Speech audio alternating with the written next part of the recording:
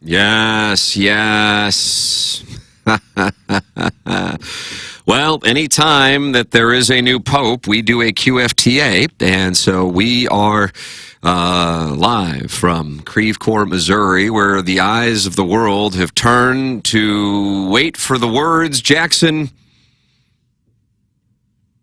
The words. Ah, yes, the words. Habemus Papam. We have a pope. God, man, we gotta work on our Latin on this podcast. I took Latin in high school. Did you really? We both did? Yeah, so... I took 4 years of it. Agricola, what does it mean? Couldn't tell you. Nice. You have to take 4 years of a language in high school to graduate will do. And so once I got done with 3 years of Spanish, they're like, you can do something else now if you want. And I took Latin 1, which was the easiest class that will do high school. So that's why I took it. Oh, nicely done. Yeah. Your thoughts on the language of Latin? Wow, I just opened up the YouTube chat. The people are here. What do I get for being first? That's Johnny Johnson. Wow, starting late again. Great job, Papers. That's from St. Charles. Tashara Jones Snowplow says, I'm here for papal coverage, Timmy. MD 2020, I assume the late start was due to the new pope being selected. Manchild 79. I haven't seen him in the YouTube chat. Yeah, I know. It just hit me. Yes. Yeah, it is the QFTA sewed for May 8th, 2025. And we are, of course, talking papacies here on the program. I have experienced 4 popes in my lifetime, I believe. Pope John Paul II, Pope Bill. Yeah. Bill Williamson. Guy from South County. He was the Pope after John Paul II. I wear jeans.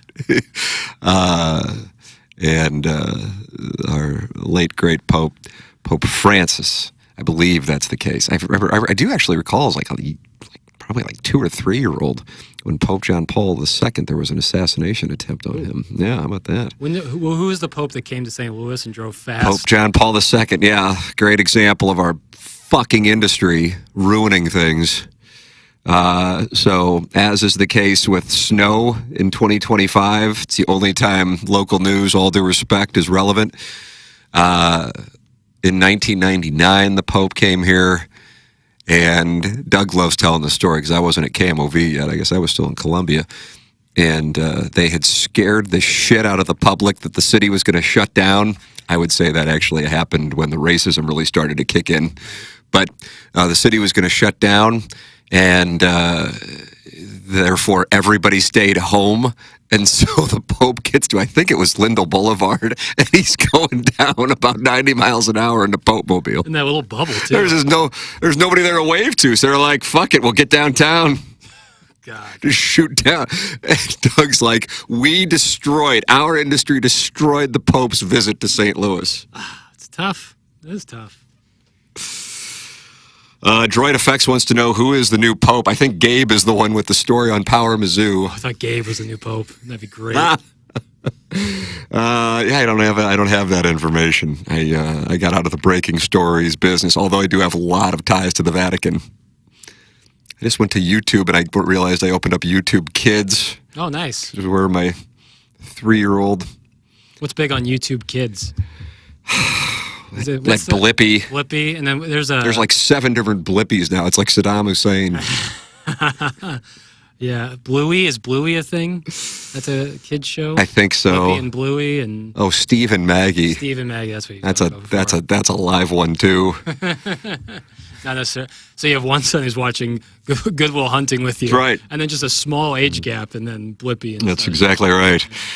You are welcome to submit questions, comments, anything's welcome. Would love an erotic story. I have lobbied for a threesome. I feel like it's a reasonable request after my wife threw the chapstick at the television when the Winnipeg Jets scored the goal with 1.6 seconds left. And about 10 seconds later, I realized that there was now a crack in the television, which is destroyed, new one being delivered tomorrow, along with 2 other televisions. I'm going broke here on televisions. Oh, boy.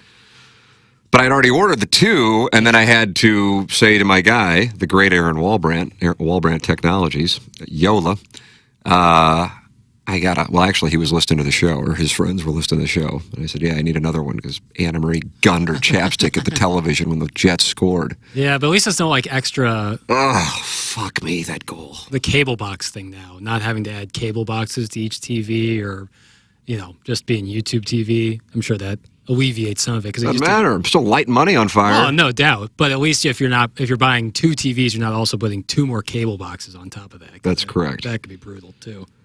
Oh, God, that was brutal. Because I had a nice profit from the emotional risk management. And she hazed my balls off when I said, hey, I just put another, whatever, on the Jets to win. She goes, okay, I don't know what the point of this is. And then, 90 minutes later, after she had broken the television, I'm still in the black, but the profit margin was cut into materially by that shit. So I said, hey, I think the only reason to square this is a threesome. It's only right. Don't you think that what else? What else are you going to get? What are you going to do? You're going to pay for it? All due respect, it's still coming out of the same thing unless you hit my slush fund overseas. Right. And that's careful. It's moved quarterly. That is. Nobody knows where that is. I don't even know where it is. Yeah. YouTube.com/TMASTL is where friends have gathered. Got emails, T. McKernan at InsideSTL.com. The podcast is brought to you by the great James Carlton of the Carlton State Farm Insurance Agency. We've enjoyed pointing out the Venn diagram of longtime TMA listeners with 101 listeners. Mm-hmm. When we arrived with Balloon Party in January 2022, it was like a sliver of an eclipse. Mm-hmm. And boy, was it different. Sure was. Now we have the longtime 101 listeners, a lot of 636s, longtime 101 ESPN listeners with the TMA listeners, and I can tell without even seeing the name if it's a longtime 101 listener versus a TMA listener. And today, one of the people that I would imagine would fall into that longtime category is like, great, State Farm, good luck when you need a claim on that. Just get hating everything, just constantly hating everything. My point being, I've been with James for 6 months, or 6 years, excuse me, and it has been the most pristine, easy process that I get why people leave 5-star reviews for the guy. Otherwise, I'm like, okay, 5-star review for your insurance agent. Settle down. But I get it. There really is a difference. And I haven't had any issues with State Farm. Otherwise, I wouldn't be with James Carlton. Carlton State Farm Insurance Agency, 314-961-4800, or go online at carltoninsurance.net. Then you got Seth Goldcamp, Design, Air, Heating, and Cooling. Jackson, are you excited to see temperatures forecast in the high 80s next week? We're doing this on May 8th. Absolutely. God bless America. Man, you kidding me? I love it. This has been, I saw Michael Wellington yesterday, friend of the program. He was in town for 2 days. And what are the chances? I'm up at the golf course, and nobody's there. It's me. I pick up my 3-year-old from school, and I said, what do you want to do? I want to go to the golf course. Okay, sounds good. I'm in. Right. And I see Wellington, and he goes, I haven't been here since December. I'm like, oh. And he goes, I understand it's been truly the worst. I saw the superintendent. He saw the superintendent at Bogey Hills the day before. And he said, I understand it's been the worst weather in St. Louis he said, this guy said in his career, and he's been in St. Louis for 20 or 25 years. Wow. And when you combine January, and we essentially had frozen tundra, and then the record-setting rain of April, and we've had some cloudy days with a lot of wind in addition. It really has been. Yeah, but I think I say we've run good on weather for the most part, I feel like, over the last few years with some handful of days or weeks or months. But overall, it's been pretty good. But this year has not been the tits. 2024 was awesome. No, right? I don't really remember weather years. I remember weather incidents. Fair. There was a Valentine's Day snowstorm, but that wasn't that bad. And then there was no other snow. I remember it being, really, it got cooled down quickly in September, and it wasn't that bad in May and June. 2024, I remember being an awesome weather year. Well, so, we're getting hit in 2025. Design, Air, Heating, and Cooling, designairservice.com. That's Seth Goldcamp. I'm a client. Martin Kilcoyne's a client. Doug Vaughn's a client. Jackson's going to be a property owner soon because he's getting engaged within the next 7 months. It's Design Air Heating and Cooling, designairservice.com, and the great Mark Hanna, Evergreen Wealth Strategies. What a wonderful gentleman, a life Sherpa, the great communicator. Online at evergreenstl.com or calling 314-889-0503. He is a wonderful person. And, man, I can't recommend having a financial advisor. What I wouldn't do to go back and... I was thinking about that. If there was a year you could go back to, now a year is different, but I'm like time in life. Because if I were to say, wouldn't you like to go back to 1999? You'd go, I don't really know what to say about 1999. I was 8 months old. Right. But that year is kind of like I was still jacking around in Columbia and kind of sifting through $15,000 to $23,000 a year job offers. I hope that doesn't come off as a brag. It's a flex. In Binghamton, New York, and Medford, Oregon, and Grand Junction, Colorado. And then I finally narrowed it down. I did the big ceremony with the hats. Right, right. And it was narrowed down to Monterey, California, and Little Rock, Arkansas. And what a moment it was for Arkansas when I chose Little Rock. Still a buzz. Yeah, there still is, quarter century later. But I was thinking that's what I would go back to 1999, which is essentially like my 5th year in Columbia. Yeah. How do you feel about that play? You're still a young boy. Yeah, I think most people would pick like some time in college. Like for me, it'd probably be like sophomore. But you don't really have money. No, definitely not. But you don't really have responsibility. That's what it is. It's the response. Like the biggest thing you have to do is like make sure you don't fail any classes. Like. Not if you're a journalism major. That notwithstanding. So yeah, I think most people would pick that. You know, maybe they would pick like their mid-20s when they just started working, but still had very low responsibilities. Yeah, it's tough for me, I guess, just being 27. But yeah, I'd pick probably second semester sophomore year of college. I see these things that pop up, and people will rave about being in their 60s. I do see that. I don't know if that's a real thing. You think it's like 50% honesty, 50% rationalizing the aging process? I think that might be spot on. Yeah. Well done. You're having a big podcast. Feeling good. Yeah. Doug's very honest with the aging process. Yeah. He says it's awful. He says right after 50, it starts really... Oh, is that right? Oh, good. I got that coming here in a few years. If I remember correctly, he's always like, everything was like normal. I didn't feel any different than it was when I was in my mid-20s and my mid-40s. And then 50 came and everything started to hurt more. I haven't had the hurt more thing yet, but I recall when we got here, the same day that Iggy was protesting getting a 401k, we were in the conference room all together. Literally, yeah, this time. And we're electing on our health insurance coverage, and I'm like, vision. I don't know what it was, $12 a year. I'm like, fuck, I don't need that. Yeah. And then, I mean, and we've been on 3.5 years, and I feel like I'm as blind as a bat now. Is it mostly like, it's like reading, right? That's reading? It's just like kind of a day-by-day thing. Sure. So some days it's distance. Yeah, yeah. I mean, I can read this stuff, but I do it all day on TMA. I don't know if it's as the day goes on. I know you don't have, at least I don't think you have vision issues. You were in contacts. I don't know. No. But like later in the evening, I'm trying to read what Ella Reese has posted. Right. Yeah, it might just be eye fatigue. And yeah, that's the thing. So in the morning, I'm fine. I don't know. It's a whole thing. Let's see. Manchild79 says, about to be 51 next month. I definitely, and I like that, DEFLEE, have random pains now. Yeah. St. Charles wants me to put the readers on. I don't think I have them. Oh, wow. Yeah, I don't think I have them. I would. It's a damn shame is what that is. But now I got glasses. I just got these a couple weeks ago. They're non-readers. Oh, that are just for day-to-day, like every day. Oh, interesting. Yeah. So I put them on, and I said, what do you think? A lot of talk about looking like Professor Scott Galloway. I think he's got a podcast. Is it the Prof G podcast? Oh, he was the one who was the voice in White Lotus. Right. Then I said to my wife, I said, what do you think? She goes, yeah, they look good. And I go, Jesus. And she goes, well, if you don't remember when you were trying out glasses, you FaceTimed me, and so I've seen them already. I'm like, oh, okay. I feel like there should have been more of a reaction. One would think. Yeah. I don't see the Scott Galloway connection personally. Well, he's like 6'4".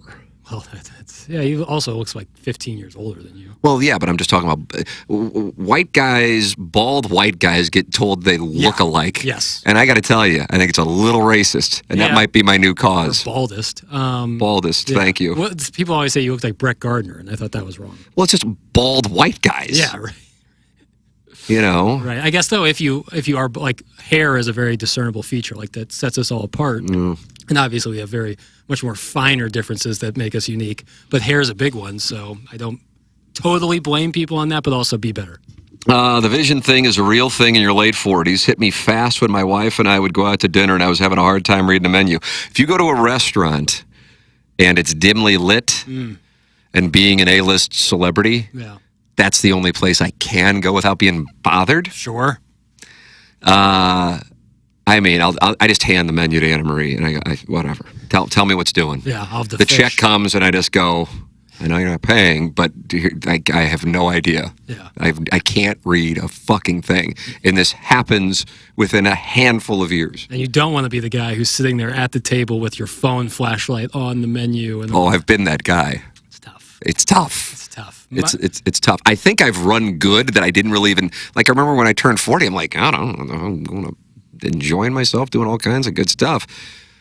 The 46-7 is when it hit me. Yeah. My parents' favorite place in Columbia is Murray's. It's also one of my favorite places. Dimly lit. Might be the most dimly lit restaurant I've ever been to. I mean, it's like damn near pitch black in there. And I'm at my 25, 26, 27. I use my flashlight in there. How else can you see the menu? It's impossible. And I love that place, by the way. My mother-in-law literally told me Sunday that we look alike, Tim. I said, let me guess, because we're both bald white guys with beards. It was an honor, though. That's Mel in Dadeville, and I ran into his mother-in-law at, I guess his son's soccer game. I don't know. My son was playing. Nice. Yeah. I don't see I know Alan Dadeville, and I don't think you guys look alike. But again, it's bald guys with beards. Bald white guys. Yeah, this is a problem. Yeah. Maybe this will be my cause. This is 60 Minutes next week. That's right. And it's just you. Hey, Tim, how big is your manhood and how much do you make before taxes? Thanks. That's from Johnny Johnson. Well, I measured during the Stephen Matz interview today. I think we're all torqued at that time. And I've got like a little nubbin. I got a little nubbin. But with measuring, you got where's the base? Right. Where you start. If you go back on YouTube, you can see me measuring during the Stephen Matz interview. But I think I've told the story somewhere. I don't know. A lot of shows. But my wife's group of friends, the Naughty Nine, this poor motherfucker hooks up with one of them. And I mean, obviously, she's into it. Otherwise, she's not doing it. Right. And then the draws come off, and he's got like a microween, and they said it was like a thumb, apparently. Like a little thumb sprouted out. Normal-sized gentleman. God, it's brutal. God, what are you gonna? I mean, what a spot. You almost have to disclose it beforehand. But who's going to convert after that? Yeah.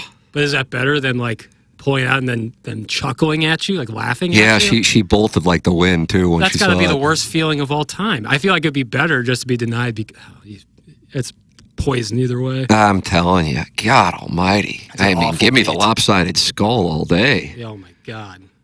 Yeah, if they said, okay, you can be 6'4", full head of hair, symmetrical head, and pleasant. Yeah. But you got a microween. Yeah, you ship it, right? I'd have 9 fingers. Antonio Alfonseca had 11, boy. Yeah, you could give me one, I guess. I would take 9 fingers over a button wing. Yeah, so that's a tough. And I kind of know the guy, and then I see him, and I'm like, boy, that's tough. How can you can't think I of want to anything like pull else? him aside and do the Robin Williams, Matt Damon. Could you go prosthetic? I mean, obviously you Like a lose strap on? Well, you lose out on your own pleasure, but at least like for appearances, God, that's tough. It's really tough. Why am I talking about dick size? Someone asked you about yours. Oh, yeah, that's right. And then now what, after-tax income? Is that what it was, after-tax? Tough thing. It's a good question. It's usually documented in the Post-Dispatch. Right. Been some years, so. It has. Yeah, so update is needed. Got to be honest, it's a lot more. But I have some K1s because I'm old money. That's right. So I don't really know how much I make. Right. Also, I bet on the cum. I'm not talking about the seed. I'm talking about Craps. upside. I'm an upside guy. You got Sound Story, you got Inside STL, you got Rev Shares. So I guess I can say, boy, Jackson, what do you think the right number is? 7.1 1 million? Yeah. 7.15, I guess, if you went around. I don't know. Then you do round up to 7.2 if you're at parties in the park. Rounding down, you talked about betting on the come. Yeah. When you would go out to Vegas, you ever play craps much? No. Really? Never. And yet I would shoot dice during English class at St. Louis U High, which in the benefit of hindsight, I can't believe went on. Mr. George's class, may he rest in peace. This is the reason. At one point, yeah, that's why I'm doing this. Bunch of guys now making actually $7 million a year. Why am I not? No, I was shooting dice during Irish Lit. He let it go on for a number, I don't know how long, but clearly when he decided he had enough, the man he's an English teacher. Most of those guys are high. Yeah. He lost it. And respectfully. God damn it! Why are you shooting dice during my class? Very fair question. It's just a very fair. Stop it! That's outstanding. I bring it up because I played it for the first time like a couple months ago in Electric Factory. I just don't know what the hell I'm doing. I don't know it. I don't know it like at all. I truly like where at least I feel like it's a game of skill, even though obviously poker anyway has certainly got chance involved. Sure. But yeah, I don't play any table games outside. No, I now that I think about it, I really don't. I don't even like fucking with blackjack. I guess there is a way to. I mean, there's a right way to play. Yeah, but there's not much you can't do much. I don't know. I'm fortunately, even though my understanding is there is a narrative that I have a gambling problem. That's right. But I don't really, because even if I were to win whatever, I know that losing that same amount would actually bother me. Right. So if I do go, and I haven't played in a poker tournament in so long, I'd be like, yeah, I guess I'll play this $150 poker tournament, and that's, right, but that's quite a scene in Las Vegas when you're talking about a $150 poker tournament versus like the real places and the real buy-ins. A lot more oxygen tanks, I assume. There are more oxygen tanks. In the 150 tournament. Yeah. But it's a time thing, right? Like, it just takes a poker tournament takes so long. Yeah, I mean, the World Series, the main event, it's impossible for me to play. Number one, the game, I would imagine, has evolved so much since the last time I played in a main event, which I think was 2016. But yeah, you get there at noon, and you're there, if you're lucky, till noon. Right. Oh, God. And then, or midnight, I'm sorry. You're right. 12 hours. And then, it gets to a point where it's back-to-back day. It's just, it's not, people go, oh man, it's awesome, you're playing the main event. I go, yeah, it's weirdly, I guess I'm lucky I got to do it 4 or 5 times, but it's not fun. Yeah, it's just sitting in a room full. You're doing math problems and dealing with people who most likely don't have a whole lot going on. Right. You know what I mean? This is what they have. This is what's going on. This is it. And hey, and I get it. And if you're great at it, you can really make a lot of money. But it's also, you can get your money in good and have, bad beats. And it's a motherfucker. All right, let me see. This is an active YouTube channel. Boy, howdy. What the hell happened? Why do we got this going on? It's great that we do. Let me see what I can add. Let's see. I took Latin, but cheated on every single Scantron test. Then got tested, and at the end, sounded like I had a stroke. Thanks. That's Johnny Johnson. But like the oral Latin test, like it's a dead language. No one speaks it. So like, why would you? I wanted to get into Spanish at St. Louis U High, but it was booked up. And being from the South Side, I wasn't going to get preferential treatment. Right. So all that was left was like Latin, Chinese, and Russian. Wow. And I'm like, yeah. Guess we'll go Latin. To the symbols and stuff. As someone who learned Hebrew as a kid, it's really hard when it's not like an actual alphabet, when it's a different alphabet. But I will do. We started Spanish at kindergarten. God, that's so great. Yeah. I mean, I got there. My 7-year-old busts out Spanish every once in a while. I'm like, where's this coming from? Yeah. Yeah. We started in first grade is when I started Spanish. So which makes Spanish learning a language, like actually learning in high school when you can retain more information, much easier when you have a base of knowledge, How does the new Pope affect LeBron James' legacy? That's from Tashara Jones Snowplow. It's a great question.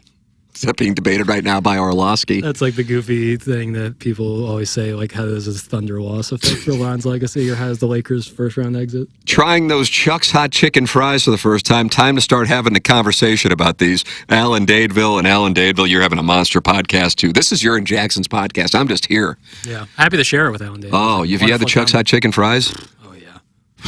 I agree. Yeah. Holy shit. Really good. I love Chuck's Hot Chicken. However, you can occasionally get hit, maybe about 10% of the time, with one of those chickens that are like dried out. Oh, Woody breast. nurse? The wood. I think that's what they call it in the food service. It's woody breast. Like it just is like a dry piece of chicken. Ooh. And it has nothing to do with the cooking or anything. It's just how it comes. It is like it's rare, but it does happen. No, that's a bad. It sucks. I like that Chuck's. God, maybe I'll get Chuck's. My wife's doing some thing tonight. Probably sleeping with some guy.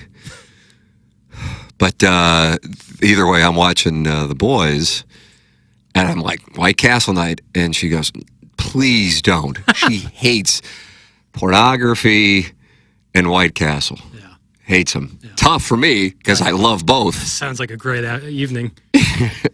And she said, please don't. And I'm like, I think that's kind of, it's what my dad would do. Right. You know, when my mom would be out when we were kids. Sure. He'd call it a white night. And in South City, every one of them was.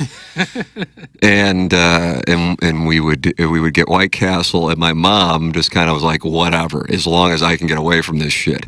But my wife, she'll come home and I can smell it, even if I try to, use some kind of fragrance. And boys, it comes with cost, not necessarily the White Castle cost, but the kids seem to love them. Yeah. Hey, listen, White Castle is awesome. So this would be like a sober White Castle run at, sometime in the 5 rare or 6 move, o'clock but it's hour. good. It's people should on White Castle. I always think it's good. I really enjoy it. It's really good. But that, of course, the spot at 44 in Lindbergh where I went after a TMA Live one time at like 10 o'clock at night, and the guy sighed. Yeah, essentially spat on you. Yeah, and I'm like, all right, I'm going to have to pass on this one. Respect. Does the Pope know about the best fans in baseball? Sure he does. I would assume. Let's see. The new Pope's name is Bill Williamson, and he's from Bayless. Wow. Is Bayless an area? I thought it was just a high school. It's a school. It's a road. Okay. All right. Let's see. I thought it was just like a high school. I didn't know if that was an actual area. I think it's still in operation. Okay. The high school? Yeah, I think we definitely so. played them in basketball a couple times, high school. So as of 2015 or 16, they were still around. Oh, wow. Derek Shelton whacked. Oh, really? About that. Schilt's next. This is the kind of, not that I have any Pirates takes, but Jesus, they give the guy nothing. I know. And then he has fire managers? Fuck off. Yeah. Timmy, does your YouTube kids get into weird Russian kid show after about 30 minutes? First it's Little Angle, then it's a dude in a bathtub eating crayons. Is that kids programming these days? I don't know. That whole thing. I'm just, these guys, I think they're killing it. Oh, but boy, yeah, they're not the kind of guys I want to sit down and have a drink with. That's what I'm trying to tell you. Yeah, no, and I don't think you ever would. At my scene. Can't wait for Tim's sound story with the new Pope. That's from Tashora Jones Snowplow. I still can't believe Anna Marie did that. That's from St. Charles. Thank you. Don't you think the right thing to do is to give me a threesome? It's really at this point. What is the alternative? I'm being serious. Like if I would have done that, and I don't know, because again I realize it's like the money thing, but I'd be like, what the fuck? I gotta do something here. Yeah. It's a grant a wish thing. It's like you gotta grant one wish, and that's your wish. She's like, well, you obviously don't have to get me a Mother's Day present now. I'm like, you don't say. What do you think the budget is for the Mother's Day presents around here? I'm a meat and potatoes guy. Pack of lifesavers. Fuck me. Yeah. Ms. Rachel is an American treasure. Who's That's Miss what I was thinking, Miss Rachel. Oh, I thought this was like a new Stag starlet. No, it's a kids show thing. I'd heard about that. That's what I was thinking of earlier in the program. Oh, the YouTube chaff. How about this? Yeah. I should have a spicy story in the coming weeks. That's one of our listeners of the month, isn't it? Jackson immediately rolled his eyes. Why do you roll your eyes? I believe when I hear I unlike Plowhawk or Iggy, I would go into the erotic stories thinking that they were real until proven otherwise. They went the opposite way. I believe they were real too, because usually they ended in a horrible fashion. Like it seemed like every time the guy got thrown up on. There was a run where we were getting either golden or rainbow showers, and it seemed like 3 or 4 in a row, and I was uncomfortable, but no kink shaming. Right. But I go into them thinking they're real until proven otherwise. However, we haven't gotten one so long. So when it's been a good long while. So when someone says a couple of weeks, I don't hold my breath. So yeah, how do you know? Like, what do you got coming up in a couple of weeks? Maybe they're going to like a music festival. I think those are real scenes. I'm talking really? like EDM festival, not like Roots and Blues. What's doing? I think just a lot of people on uppers. Right. And and so then like the girls start discovering Sapphos? Sapphos, or possibly even hetero love. So lesbians become heteros? No, and gay boys become heteros? Is that what you're saying? No, I don't know if there's a drug that does that. Although wet pink was the lipstick that was turned the you lipstick. lesbian. Yeah. I don't know if that's going on, but I think just a lot of people on narcotics and wanting to get to know each other a little better. Guys, if wins per game gets boat raced by Dallas, does it relieve the sting slightly? I feel like it will make me feel a touch better. It's a nice question. Wins per game, of course, being Jackson. On one of the days I was out on Balloon Party, calling Winnipeg wins per game based on the initials. Very unfortunate moment.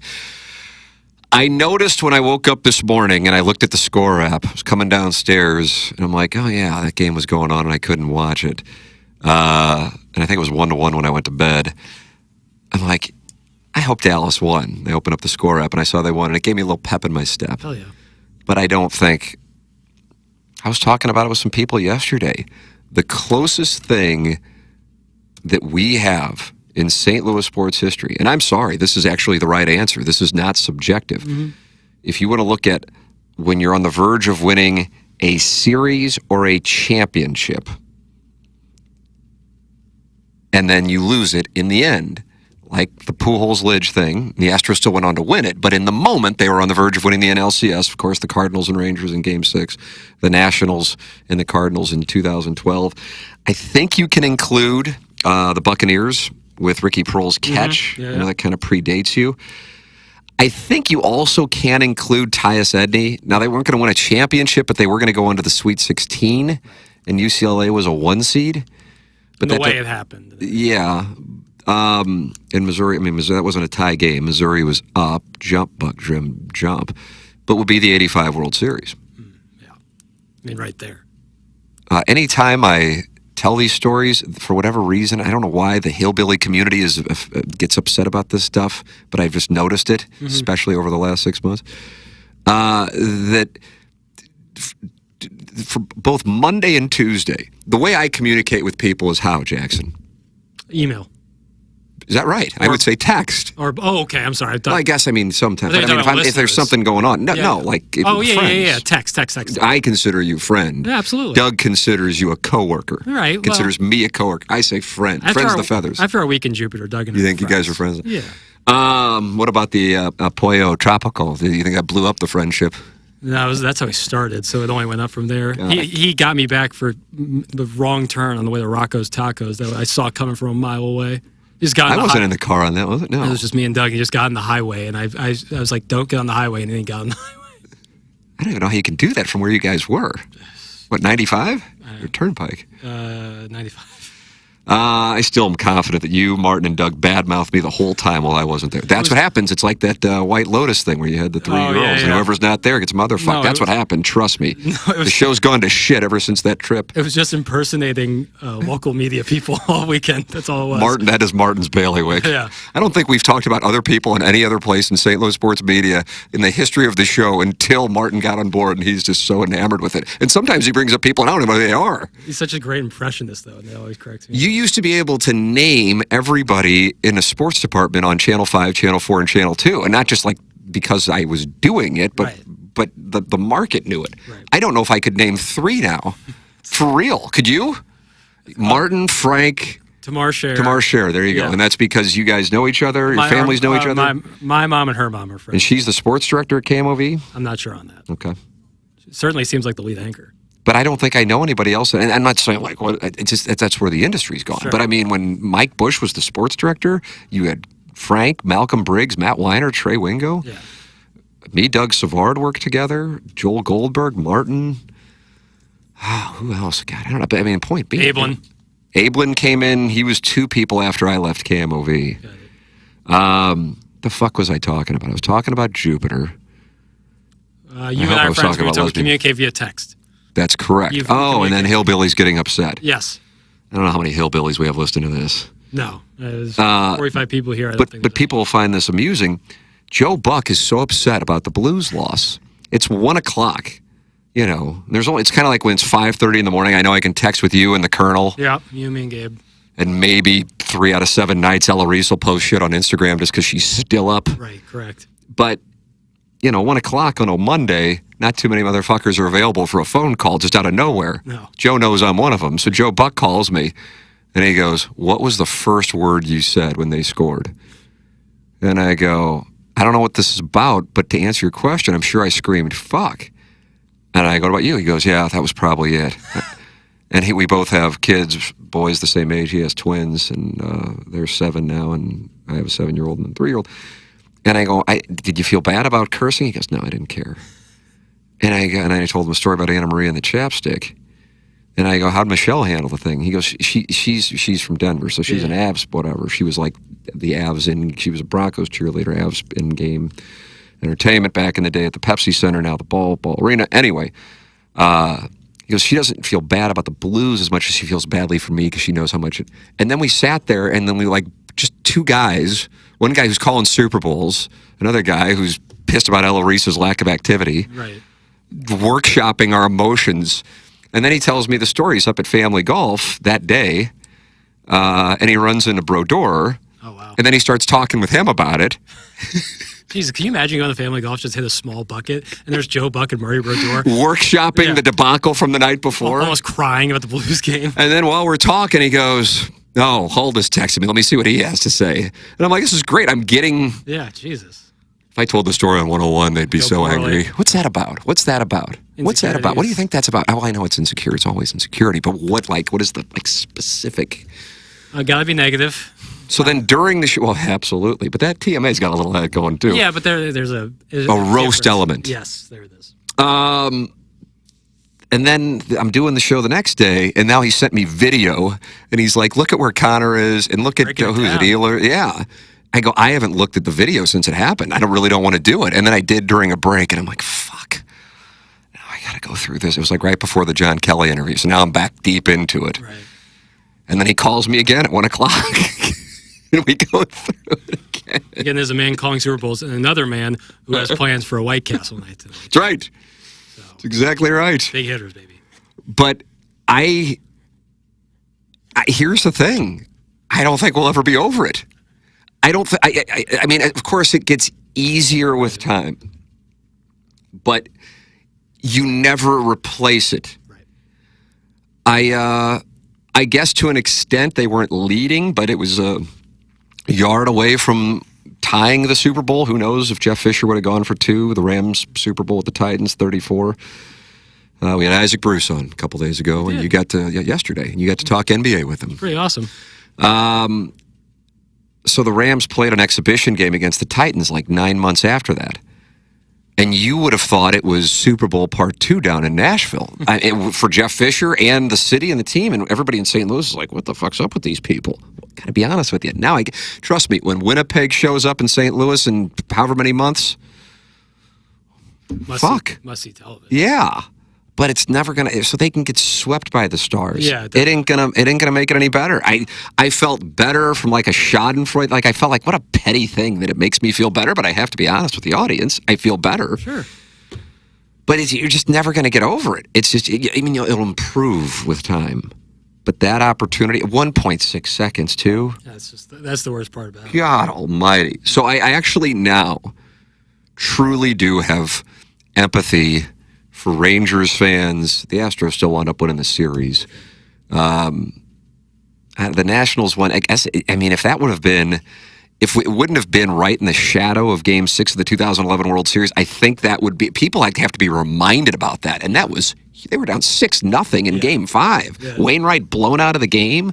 They're down 7-5 going into the ninth. Fucking Pete Cosmo's the one who got the hit. Yeah, I think that Davey Johnson mismanaged it. It was a whole thing. The proximity to 11. It makes it pale in comparison. Like I know it wasn't the ninth inning when Adams homered off of Kershaw, but that was like I think the 7th inning, and Kershaw that was awesome. Yeah, oh my God. So now I'm like, oh, now I get it. And I remember Edmonds and I don't know why, but this was Seymour just being great at what he does. Got Bert Emanuel on when I was doing the show with Edmonds, and he was the receiver. There's now a rule named after him from the Rams-Buccaneers NFC Championship. So for that in Tampa, they still talk about that game, and here we talk about it as Prohl's catch. Mm-hmm.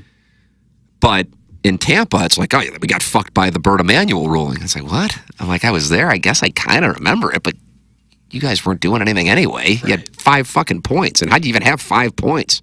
Or somebody had 5 points. Maybe it was the Rams. The final score of that game was 11-6. Scoregami. Yeah. So, yeah, I hate to say it, but it's not going to improve. I cannot watch that series. I haven't watched Stanley Cup playoff hockey yet. It kind of pops up because it's automatic on YouTube TV. On my television, I'm certain it's not on everyone's. Oh, it comes up on mine. It does. All right. Well, it's because I think the NBA plays on the same networks. And I'm like, I got to switch this off. Yeah. So I'm not doing well, and I didn't know I had this in me. And I know a lot of other people feel this way. It has been notable to me. Like I always tell people, if you really want the truth, some fuckboy showed up in the YouTube chat yesterday. I mean, these guys change their names all the time. And I don't know why. I don't even know why I did it. It was like off-brand. Did you see me doing it? Okay. He's like, the only reason this show's on the air is because these guys are less expensive than the previous show and their ad revenue's down. I'm like, well, both these things are factually inaccurate. So I'm like, and I can prove it too. So I'm like, all right, anytime, anywhere you want, I'll give you 10-1 on your money.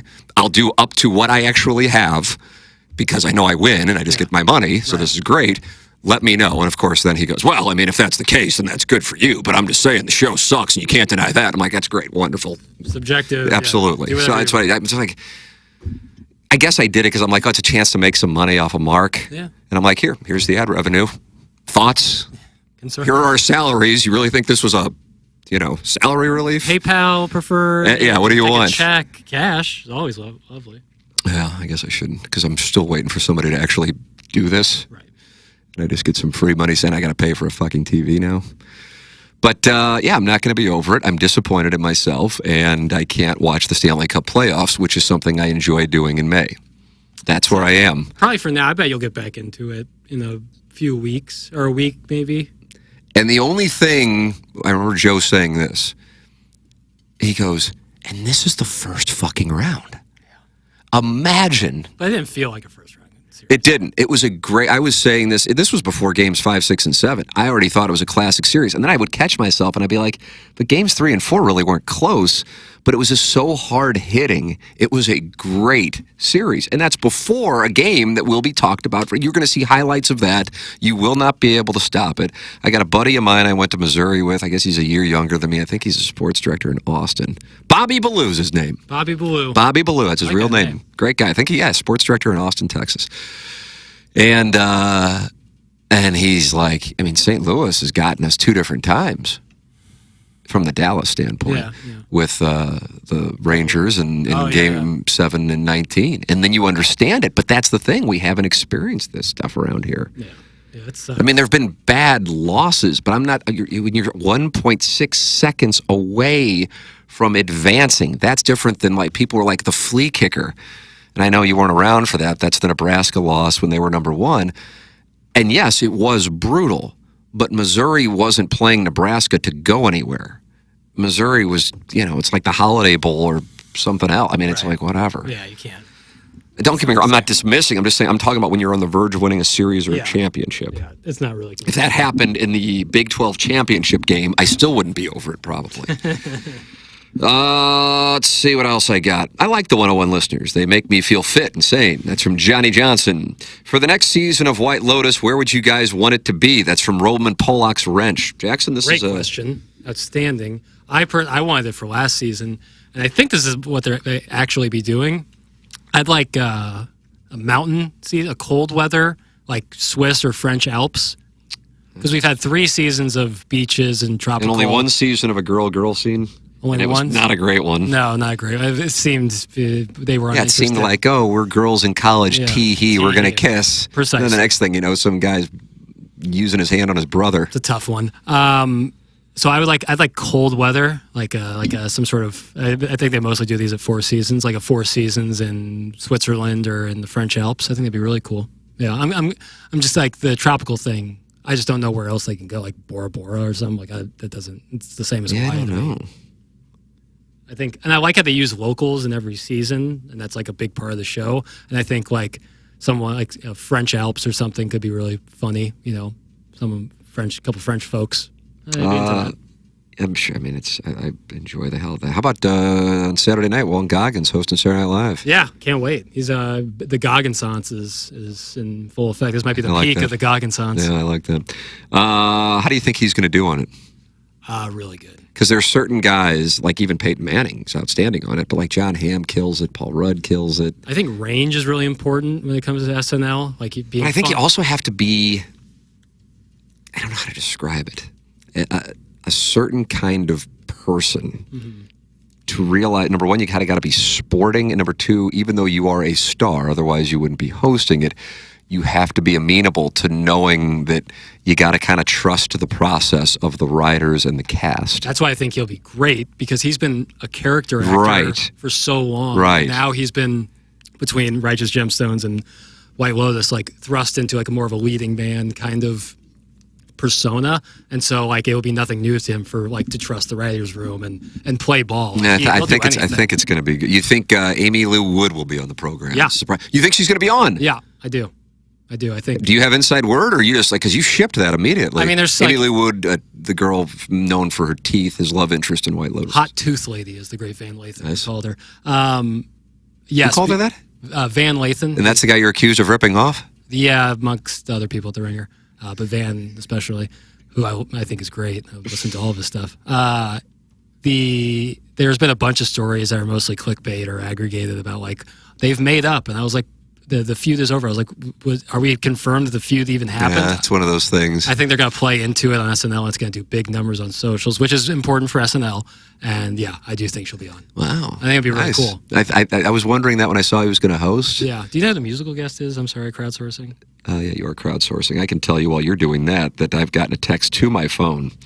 I have a great new erotic story, but I don't know what I can share yet. I'm running well. Won't be the same without Iggy around to deny everything. I said, wow. LOL. 20-somethings love 40-somethings. It's wild. I would have messaged elsewhere, but didn't want my name in plain sight on YouTube. Well, there you go. Maybe we can have Iggy chime in as the erotic story is shared. I think it'd be great. Great to hear. Yeah, I don't know. I sit there. I know you. This is not a topic that you can tend to, and you're looking for musical guests on Saturday Night Live anyway. Arcade Fire. Thank you. But that just. I'm not saying I wouldn't like for an evening, but I just think of like. I don't know. Like in 2025, I'm just assuming like somehow it's being broadcast somewhere.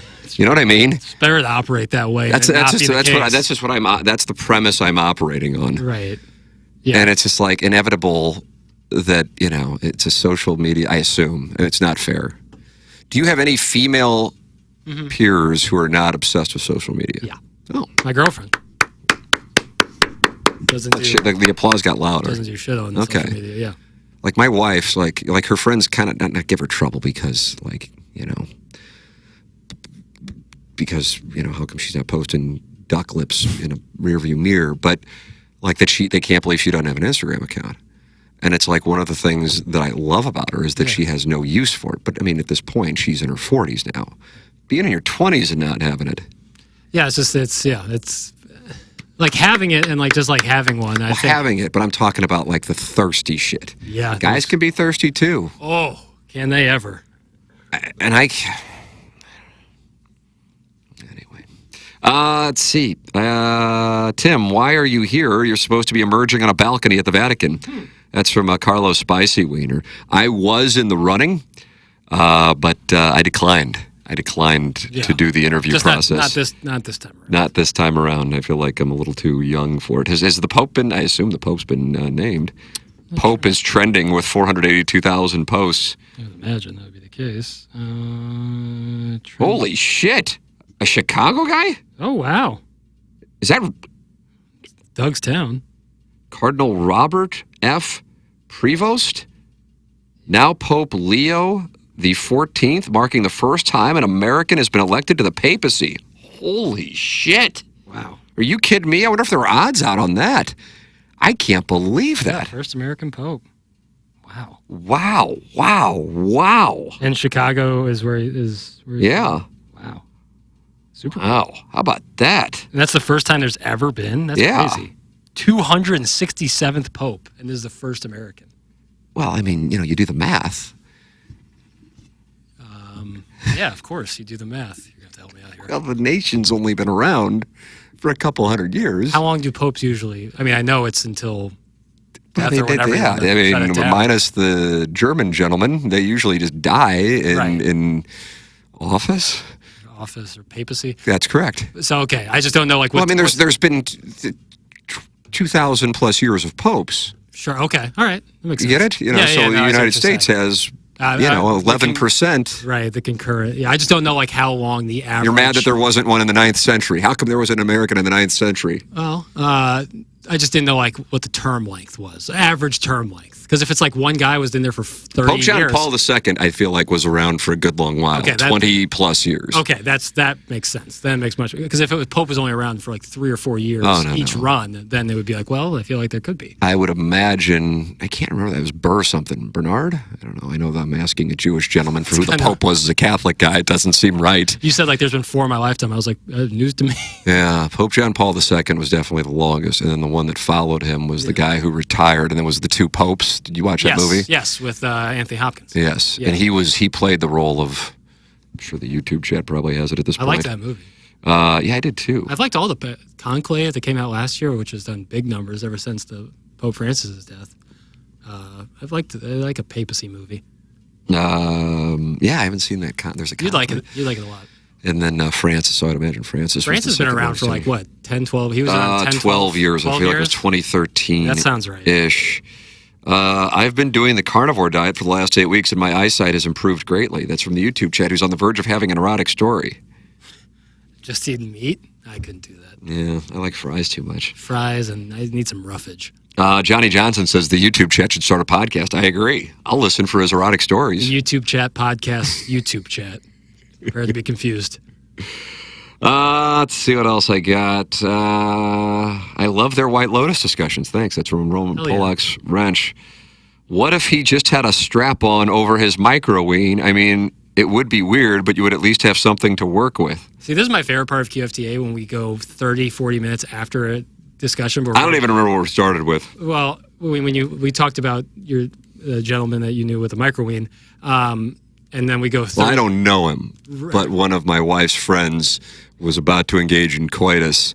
He dropped his drawers, revealed that he had like a thumb-like thing, and then she bolted like the wind. So we probably talked about that half an hour ago, but we're going back in the YouTube chat. So then these messages come up, totally seeming like someone who just chimed in or joined in 10 minutes ago, be like, what the hell does that mean? But if you were listening, I mean, hey, listen, I love the YouTube chat, not just the one having the erotic story, but the people in there. No doubt. But this is listened more by podcasters and not the YouTube chat.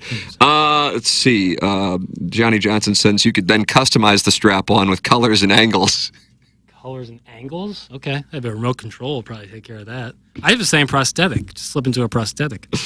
Johnny Johnson wants to know what I make. No. Before taxes, Tim. Again, it's tough because so many K1s. Right. A lot of upside, rev share. Capital gains tax. The salary, I'll be honest with you, we didn't even counter when we did the contract. That's how much I care about the salary. I care about other things. Right. I'm out of the salary business. You're in the upside business. I'm out of the salary business. I am in the upside business. I don't even worry about the salary.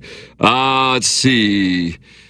Do you even consider pay when you love what you do? Barf. From Johnny Johnson. Do you even consider pay when you love what you do? ? Barf. Okay. I want to answer it. I don't, personally. But I don't know what it means. That's the reason why I don't want to answer it. With Dan Caesar retiring, how will we all know what the terms of Tim's next contract are? That's from the St. Charles.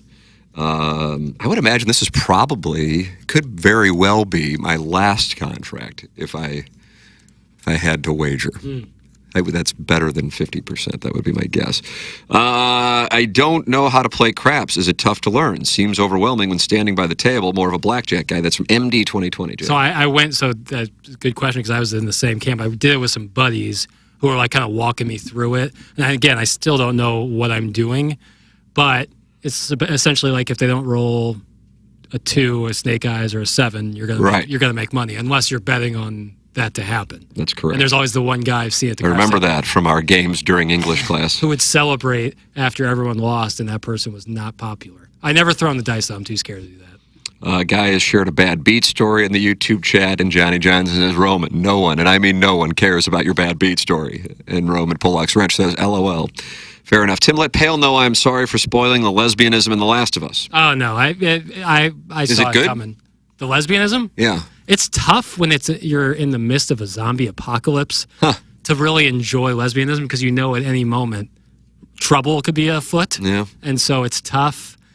Yeah, I wouldn't necessarily say it's headline lesbianism. Well, but the show's outstanding. So would recommend. Roman Pollock's Wrench has apologized to you. I appreciate it, but it's all good. Jackie, you growing the stash and beard again. That's from Kirk Bear. It's a laziness thing. Is that right? Yeah, it's shaving my face every 2 or 3 days, kind of a pain in the ass. I've like carved it up, but I gotta shave again because it's so nasty looking. Be careful with Chuck's Hot Chicken heat. Oof, yeah, I'm a 3. Oh, 2.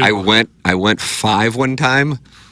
You're feeling. Oh my God, yeah, it was. Because I'm down there weeping. It makes it like not only is your meal ruined, but the rest of your night is ruined. It sticks with me. Spicy food like that sticks with me for a while. I can't do it. When I hear White Knight, that means it's time for your boy to go home. That's from Manchild79. Let's see what we got here. Let's see. Wouldn't you like that, though? Getting paid for years by multiple teams, not even having to work. I'm not sure what we're talking about here. This is, again, just the breadcrumbs. We dancing, brother. Jackson, thoughts on the studio? After the pediatric oncologist episode, it has really lost its steam. I watched the first episode. It reminded me a little of the Larry Sanders Show. A little bit. And I haven't gone back yet, not because I disliked it. I'm not familiar with this episode from Too Fat to Kayak's reference. Is it trending down?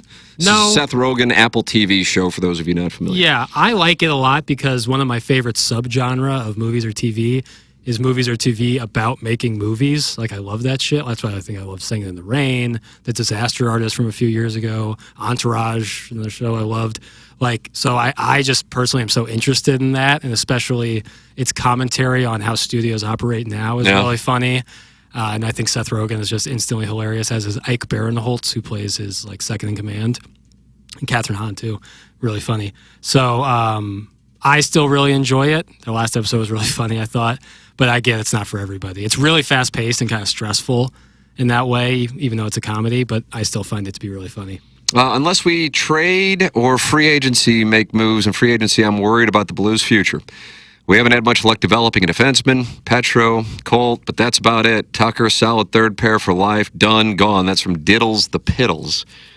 But I think I recognize it as a coping mechanism, but I feel like the thing, and I don't hate, maybe people are right, is, well, it's all right. If you would have been told in mid-February that this team would have taken Winnipeg to Game 7, double overtime, you would have taken it, and they're going to be great next year, and it's like, I mean, it might be. Right. I don't know what the health situation is. The Blues were sailing along, and then Holloway gets hurt against the Penguins, and all of a sudden, So right, like the question at this point is like, was it lightning in a bottle, or can this be sustained? And I'm confident that they are going to make some moves. I mean, isn't that great as a fan to when you're know confident that they're going to make moves? Yeah.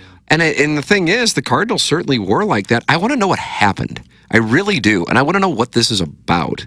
And by that I mean, like it's I know they know that they're disliked, not respected, and I'm talking about the Cardinals here.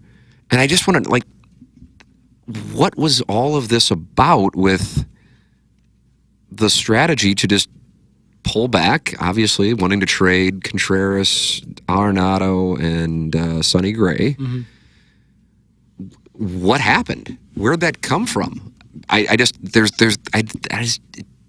and I don't go into their selling. I don't, I know a lot of people think that, and I'm not disrespecting it because I certainly understand the reasoning, but I think I'm coming from a place of some, relatively speaking, inside knowledge, I guess. Not even inside knowledge, just I'm pretty confident that that's not what's happening. I just don't get it. It's because a lot of these are really obvious mistakes. Mm-hmm. That reminds me, one of the emails we have for QFTA today is about the topic of the Cardinals. And we were talking on TMA today, and I think that's what led to this person emailing in. It was sent just an hour and a half ago. Hey, Tim, like the discussion this morning about what jerseys kids are wearing around town, and it had me thinking, isn't this the worst possible timing for the Cardinals to be down with the rise of the Blues City? And I'm sorry to say it, but the Chiefs and the NBA. Look, once they're better, I know the interest will improve overall, but fandom, particularly lifelong fandom, is formed in our youth. You've often recounted your first Cardinal games in specific detail as an example.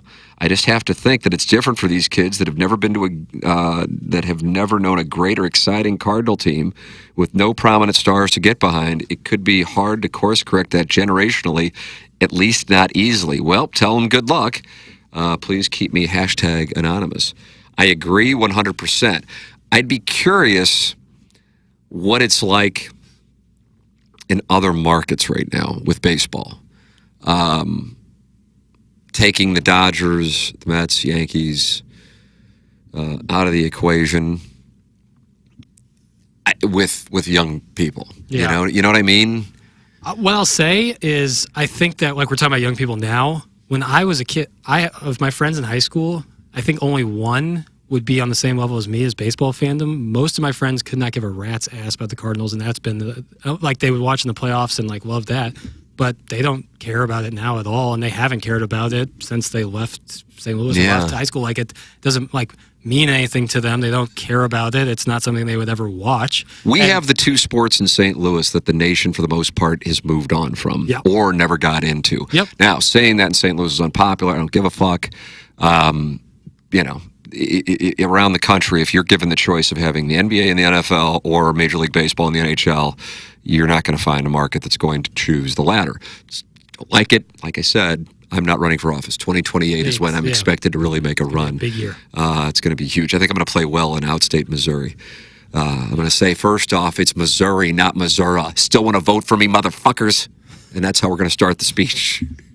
Honestly, at this point in political culture, that would be, exactly. Boy, he's got balls. Yeah, bottom of the page news. He'll stand up to Illinois. Right, yeah, you become some red-pilled hero. Yeah, it'd be weird. I'm trying not to get elected. Yeah, right, and that's actually the and then I get elected. That's the new show. So I don't know. I know my kids don't. You know, it's just not even there. But I mean, one's 3. So, But I'm like, why I brought up like my friends, you couldn't have had a better time to be a Cardinal fan since the 80s than the mid-aughts to the early 2010s. And that's when I was 8 years old when they won in 06, and I was 13 when they won in 11. Like, couldn't ask for better for the youth. And I'm saying that, and most of my friends don't give a flying fuck about baseball. Not just the Cardinals. See, that's why I said baseball. I wonder what's going on in these other markets, because I don't think it's a St. Louis thing. I don't think so at all. And so that's, but again, and this is kind of one of the things that I guess, I don't know, I mean, some people might not have a problem with it. Some people don't like hearing it. Again, I'm confident in my position. A lot of St. Louisans haven't lived elsewhere. Mm-hmm. It's not like I'm worldly. Shit, I haven't even been to Europe.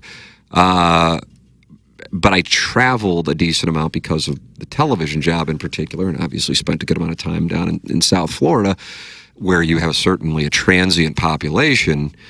And the thing with baseball, it is, it trends older, Yeah. And if if Victor Scott or Mason Wynn, or somebody with a personality could take off, this market, which was angry about the Blues in January and February, you saw how it rallied. They'll rally around. That's the thing that I keep bringing up anytime we talk about it on TMA. Okay, they go on this 9-game road trip now. What if they go 7-2? what will their first home game, Tuesday night, I think, against the Detroit Tigers, what will that look like attendance-wise? Will people come back? I really do think part of the lack of attendance is a principled protest. I really do. I also think a part of it is I don't want to go downtown, just period. Another part of it is it costs too much. The economic uncertainty at this particular moment, really for about, in particular, the last month, but it goes back longer than that for sure, but the last month, big time, plays a role in that. Yeah. I would imagine, people would agree with that. I don't know how you would dispute it, but fuck, I don't know anymore. So you factor all those things in, along with a team that here's what I will say about the Cardinals. These two things. Had they announced they were firing John Mozeliak in that press conference, immediately the equity shoots up substantially, number one. And had number two, see this whole thing, one of the questions I think I saw in here, or maybe I have in my email, is this proves that St. Louis can't handle rebuilds. I disagree vehemently on that. If the Cardinals would have fired John Mozeliak and then also been able to trade Arenado, Contreras, and Gray and said, this is going to be a process, but it's necessary, and our commitment is to winning. The reality is what we have now, it's not going to be good enough. We have to make a change, but here is the plan.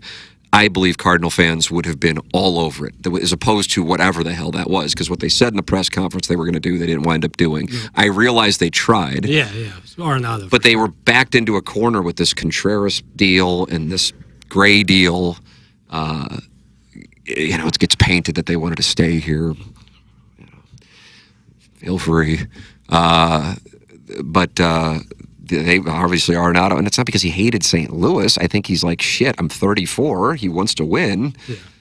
The hell am I going to do here? This isn't going to happen. Right. I think Cardinal fans would have been like, okay, a bunch of young players. Mozeliak's got, if they would have fired Marmol too. Yeah, probably. There would have been. Yeah. There would have been a celebration. See, so the issue for the Cardinals isn't the plan of what they're doing. It's that there isn't a plan in the first place. Right. And that there is no passion whatsoever from the spokespeople for the organization. People want authenticity. And that's why Doug Armstrong, when he says some of the shit that he says, it might not play well as far as if you were just to read it, but then you see and you hear him say it, you go, well, shit, this guy, number one, I know he knows what he's doing, but number two, at least there's a plan. Right. And I think the cap and the floor thing has something to do with NHL-wise. But when we say like Mozeliak, Marmol fired, like Mozeliak much more so, but like it's not putting all the blame on them and saying that this is the reason why the Cardinals are where they are. Mozeliak certainly more so than Marmol, but it's who they like, what they represent. The era which they are now representing is an era that has not been popular with Cardinal fans, and so sometimes like people like that got to take the fall, even they go, especially like Marmol, like he can only do it with what the team they put on the field for him. Yeah, the Marmol thing. I mean, I think the Marmol thing is he's not likable. Even though that when he came on TMA, shit, he was great. Says was Mozeliak. Yeah. But I when we would get in these arguments about Marmol, I'd just be like, what do you think? Like, take your pick. Bruce Bochy? You think he all this? It's just, it isn't. I'm not saying that he's like absolved. I'm just saying it's not him. It's the roster. Right. So I just think that becomes a personality thing. They miss a Mark Lamping-like guy in a big way. And I would say that to Demoff back in the day, which I guess he took personally. I don't know, but I mean, it wasn't intended to be that way. Also, as it turns out, they weren't really efforting winning people over here. But I remember saying, I really reject that. I go, okay, well, who speaks for the organization gets people on board? Right. Am I holding a mirror up too close? I mean, you just don't, you don't get people jazzed up like an Obama or Trump speech, all due respect. Right. Let's see what we got here. Bill. Also, Timmy, rule one with teasing or bullying is to make it look like you don't care. You keep feeding these hayseeds fire. They go low, we go high. Jackson, what does that mean? I don't know. This can be the danger of going into the YouTube chat and not knowing what I'm reading. I think he's talking about like some folks who listen to TMA who all they want to do is be negative. Oh, yeah, I mean, but I don't think, I mean, if people think that, I mean, we read those things and enjoy them. Right. Specific to yesterday, I saw it as an opportunity to make money. Right.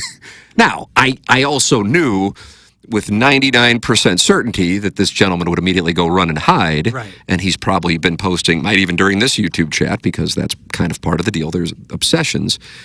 But if he did want to wager, if he like actually really believed this, and I could go make $1,000 real quick. Nice hit. Yeah, hey, I'll put 10,000. We can put it in an account. Here's my 10,000. You put your 1,000 in there. We'll do a little league safe, whatever the fuck we do for fantasy sports. Yeah. Or we can have a third party hold the cash, whatever. And I will present you with my tax returns. All right? I'll see if Martin will agree to it, and Doug will agree to it, and Jackson will agree to it. And then we'll see if we can work something out with other people, and then we'll see if we can say, okay, now do you think that this was a cheap move? And then we can do the revenue and see if we can compare and contrast. And then we just get a free $1,000, right. Or maybe it would have been $10,000. I don't know. Great. But if I see an opportunity just to type a few words and get $1,000, I'm going to go get my $1,000. Absolutely. Now, I recognized in the moment what I'm dealing with, but on the off chance this person actually has read something and thinks it's true, because if you're in these little bubbles of dumb shittery, you start to believe this stuff. Then I'm like, ooh, maybe it's an opportunity to make money. As far as reading like you fucking suck, I'm like, all right, you know, whatever. But if you say you fucking suck, I know that your show's numbers are down, and I go, ooh, I now have an opportunity here to then. Right, you just make it. Put an exclamation point in your sentence with some cash. Yeah. So this guy didn't go, these guys fucking suck. I read that Who gives a shit? and have been reading it for 2 decades. Yeah. That's, God bless. I can't dispute it, actually. Sure. But if you start throwing around dollars and numbers, well, I can actually prove you wrong. Right. And if you're a big enough, take your pick of whatever word you'd like to use, I can potentially make some money. Yeah. So I'm going to go do it. And of course, when presented with the opportunity and given 10-1 on the money, what happened? He went silent. Yes, yeah, that's the way that it was. Let's see what I got here, Jackson. Cardinals revenue was second highest in the last 20 years. They are pretending to be mad, but are more than happy to pay less and make more. Sports is only a business. I guess maybe I'm jumped into a conversation there, and I'm not sure what is going on, because I'm sure that wasn't just said apropos of nothing. Brendan Campbell says, I'm a very respectable 6. Thank you very much. Nice. That's an approachable member. Attaboy. Yeah, they'll do. Is that like ranking one's appearance 1 to 10? I think it's ween size. Oh, all right. Yeah. So a ween size can be approachable? I wouldn't describe it as that. But maybe not intimidating while still being there. You know, I think that's the goal. Friendly, affable ween. Yeah, I don't know. Anytime I hear that micro ween story, I really do. I like. They may be laughing, but I'm like, oh fuck. Yeah, that's nightmare shit. You know, it sucks. I feel terrible for that person. Let's see. Manchild79 says, make Catholics great again with the American flag. How about the American Pope? I like it. I feel like that's something that I could have gotten on Bovada. Probably. And I never would have bet. But would it have been individual Cardinals or like the nation of origin for both of them, I bet. Okay, yeah. Man, I didn't even Sounds cross like my mind. Betting on the Derby. It's like I like this Cardinal plus 680. Yeah. How about this? Boy, I just went to the Twitter tweets. You notice Ella Reese is tweeting more lately? Don't follow her. I only see her Instagram when I'm on the TMASTL Instagram. Yeah, well, it's no hiking, shot. And I guess she has a cat. We're going to have to work through that when we get together. Yeah. It's going to be fun for my kids to meet her. You ever consider getting a pet, cat, dog? It's a nice question. Number one, I'm allergic to cats. Yeah, okay. So that's a non-starter. Yeah. And then the fact that my dog, who I truly loved, age 14, was run over right in front of me, hit and run on Tam Avenue. You were 14 or the dog was 14? I was 14. That was it. Yeah. Well, I'll do it. I think if you were to psychoanalyze me, I think there's a little bit of what Matt Damon had in Good Will Hunting, since I'm fresh off of watching that. PTSD. With that moment. Sure. Because I thought to myself, why would I ever, if I can control it, be vulnerable to being this devastated by investing emotionally, which is a fucking horrible thing. I want to be clear. It's not like I'm like, how great is this? Right. But and then the fact that the guy just kept driving. Oh, fucked up. You know. Yeah, that was fucking brutal. So my answer is no. What about you? I know you hate dogs. Don't hate, just don't want to be anywhere near them. So no animals for me. I don't want a cat either. Like, it's just at that point, it'd be like just getting one to get one. I have no desire.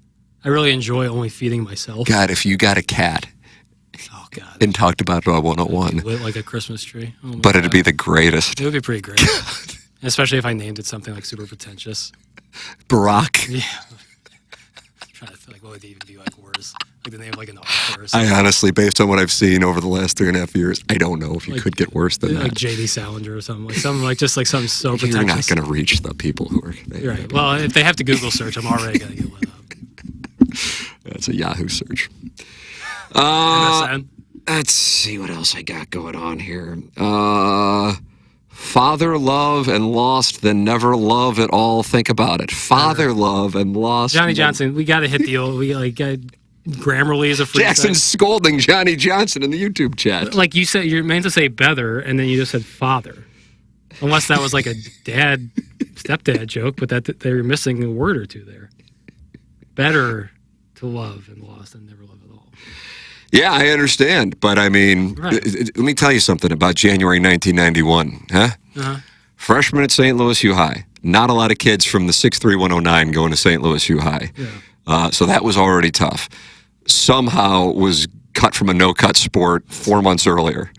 Legitimately, even though I realized it would be a joke on TMA, a good basketball player. Now, I recognize there's a height problem. Sure. But had I gone to DeBerg or Vianney, I probably start. This is before Vianney turned into whatever Vianney is. But for real, I mean, what the fuck it matters. This isn't like a dick tracing contest over high school sports. But I actually was legitimately decent at football. I had no business being out there. And baseball, I was legitimately good at baseball. Again, good being decent, going nowhere in any of these sports. I want to be crystal clear. So I get cut from all of those. I guess I haven't got cut from baseball yet, but I've just been cut from basketball, just been cut from football. I don't really know anybody at the school, whereas a lot of the kids come from a lot of the same areas. So they know each other. And my dog gets run over in a hit and run. I'm not in a good place. That's a tough, and that's the start of 1991. And my parents, whatever the fuck they were doing, especially in 1990, my dad's 43 and he's got a 6-month-old. So now I got that doing. Yeah, right. So there's a lot of shit going on. Right. Yeah. Rough time. And then 5 months later, I'm fucking busting tables at Pietro's like we're in Cinderella Man. Yeah, 14. What are we doing here? I would name that cat Caddy Bates. There we go. That's what you're going to name your cat? You're going to announce this tomorrow on TMA? Caddy Bates. See how that plays. Caddy Bates. Misery. That's what you're going to name. Yeah, Caddy Bates. You imagine? See, I can't be on camera when you talk about this because I will be laughing. That's why Martin, the cat, and Doug are so wonderful. They don't break. Yep. I go Caddy Bates. I'd break. I'd be like Fallon, and I'd blow up the sketch by giggling. He's a bad breaker. He's a bad breaker. Like Bill Hader's a good breaker. Yeah. Like when he breaks, it makes. But he's fighting it. I feel like Fallon would do it because he's like the bit isn't working. I got nothing left. Yeah. I've never really found him all that funny. Jimmy Fallon taking shrapnel now. He seems like a good dude. Like his Comedians in Cars getting funny. He seems like a gentleman. No, is that right? Yeah, it's really good. I haven't watched that one. It's like a two-parter where they go on a boat or something. Really? Yeah, it's pretty. He seems like a really good dude. I just have never found his stuff funny. The Tonight Show just blows me away. That's the end of all this stuff. I mean, I guess you don't know, but like there aren't going to be late night hosts again. No. You know what I mean? This is the end. Not in the way that we know it. Yeah. Not in the way that we were used to it. But I mean, you never really lived it. I guess in a way I kind of didn't. I mean, I guess I did, but I mean, I was in the 80s. Yeah, different. But the Letterman thing, right? Well, you just like and what's I mean, listen, I don't watch them, so it doesn't matter. But like, it's just become like echo chamber on politics thing. You know what I mean? Certainly. And then whatever. Fuck, probably a lot of the things they're saying I probably agree with, but I don't really fucking care. Right. That was something that you just like. It was like Clinton getting a blowjob, or Right. I guess back in the day, Gerald Ford falling down steps and shit. Too easy, almost. Well, I mean, but it was like universally approved. It wasn't like this guy's an asshole. You know what I mean? It's I don't know. Well, I think I don't yeah, fucking probably know. follows the pattern of national discourse. But Portion of the country's national discourse. right. Well, on both sides, like either way, like one way or the other, it's. I don't know. I feel like the last decade has been like anti-Trump. You have three hosts doing anti-Trump stuff. I mean, Fallon to an extent, but I mean, certainly Kimmel and Kimmel Colbert. for sure, Colbert, yeah. I mean, that's his whole thing. I don't think he's still on the air if Hillary Clinton wins the presidency. Kimmel? Yeah, no, Colbert. Yes, agreed. You agree with me? Yeah. Kimmel would be figure out something. Oh, yeah. Kimmel would be fine. Kimmel was doing fine before that. Right. That became Colbert's whole thing. And listen, whatever. Right. I'm not watching it. And like I said, I probably agree with a lot of what they're saying. I'm just saying. It would transform into like what Jon Stewart does, where it's like that going into it, that it's going to be a political. But I also feel like that's kind of sophisticated, and he will fight. He's ball, strike. I like it. You know what I mean? Yeah, I'm a big fan. Yeah. That's kind of. It is different. Yeah. You're right on that. Let's see what I got. Pat McAfee's going to host Late Night. We Are Doomed. That's from Brendan Campbell. Is that true? He's doing a late night TV show? I don't think so. didn't know. Mulaney's. I talked about it last QFTA. Mulaney does like a late night live thing on Netflix with Richard Kind, and I really enjoy it. Oh yeah, you have talked about that. I really enjoy it. Let's see. Beer Cat says, now that you have kids, the loss of a pet won't hit you nearly as hard. I'll get flamed by some for saying it, but it's a fact. I don't know. I'm never going to find out. Yeah. And I think my 3-year-old, it would be just as cute as a button, him with the dog, because anytime a dog goes walking by, he walks up. That's a high-risk move, too. He thinks all dogs are friendly. Yeah. But 3-year-old Jackson learned that the hard way. Yeah, I bet. Yeah, well, why I don't like him. That's the thing. So I'm just like, it's just not happening. Every once in a while, Anna Marie will like, wouldn't it be? Nope. Yeah, especially after the television Even situation. after the television situation. And I'll tell you, this is how adamant I am. She could offer the lesbianism. Wow. You know what? I'm proud that that's a hard stance right there. It's not. It's that much of a non-starter. Yeah. Wow. It's that much of a non-starter. I don't know if there's any now, other things. if she acquires a girlfriend, So you're talking consistency at that point. then we might have a talk. Right, but a small dog. I don't know. I had the small dog. The one that got hit on Tam Avenue was a small dog. I don't know. Yeah, maybe you would go big. I don't know. I don't need it. I'm good on my dependence situation. That's kind of where I'm at. Again, I just like feeding You have myself. no dependence. I like that. Like I like. So maybe I should short this engagement market that I bought into? I'm talking about currently. Like my current time. I love hanging out with my girlfriend and we go dinner, all that stuff. Totally cool. Love that. But I'm talking about like humans is different than pets. Like if I'm like, I have to go to the store and pay $80 for dog food. I can't. Fuck that. I absolutely love being a father. Yeah. I cannot. Now, this is, I guess that would come off as, isn't that great? I don't. Yeah, retweet. Yeah, exactly. So I recognize the statement. I have a follow-up to this. I could not have said, I don't know if I could have said it 10 years ago, and I know I couldn't have said it 20 years ago. I am envious of the fact that you will be a father within the next few years. There's not a doubt in my mind. I'm not trying to put you on the spot with that, because I know you keep your stuff private, and I certainly respect it and wish I would have done the same. But you are emotionally mature enough to be a great father at whatever age it'll be, 28, 29, 30, 31. I was not. Mm-hmm. And so I'm grateful that I became a father later, because I would have been a shitty father, just like I was a shitty husband the first time I got married. And you never, that's one of the things, kind of what I was thinking when I was talking about the Jets thing. I'm like, it's been nearly 2 decades since I got divorced, and I'm still mad at myself. Mm-hmm. Yeah. So, and in the moment when it's, 2008, I'm going, like buddies of mine, go blip on the radar. You were barely married and didn't have kids, so nothing.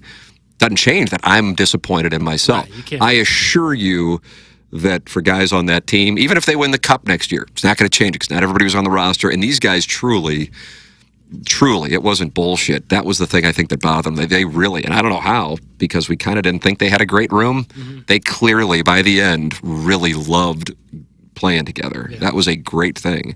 And really believed they could win the cup, even though I look at it and I go, how the fuck were these guys even in the spot they were in? Right. Well, if you would have told that in early January, like that. That they would get that close. I don't know. I remember. I'd be curious. Like Strickland was on with us today, talking to the like people who I know really, really know the game.